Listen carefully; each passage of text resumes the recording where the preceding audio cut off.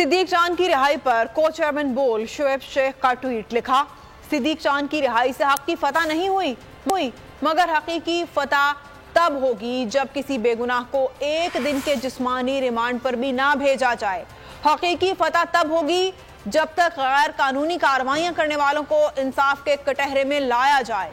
सिद्दीक चांद से बोल ऑफिस के बाहर से किसी वारंट के बगैर गिरफ्तार किया गया। इससे ना सिर्फ सहाफती हलकों में खौफ व हरास फैला बल्कि शहरियों में दहशत फैली।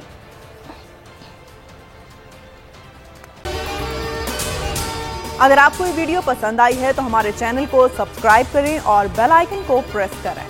सुप्रीम कोर्ट के मंसूर अली शाह साहब जस्टिस एक ऑर्डर पास किया उनकी बेंच और उस ऑर्डर के अंदर उन्होंने बड़ा क्लियर बता दिया कि जी बरियत की जो दरखास्तें हैं वो कब कब लगेंगी।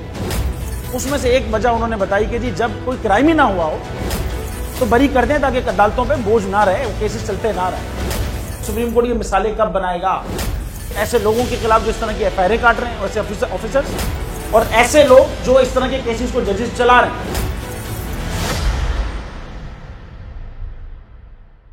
रहमत का महीना आ गया है, बख्शिश का सफीना आ गया। होगी मुलाकात उलमाए दीन से, जो देंगे इत्तेहादे बैनुल मसालिकीन का दर्स। जिक्र होगा अंबियाए कराम। रमजान की स्पेशल ट्रांसमिशन रमजान में।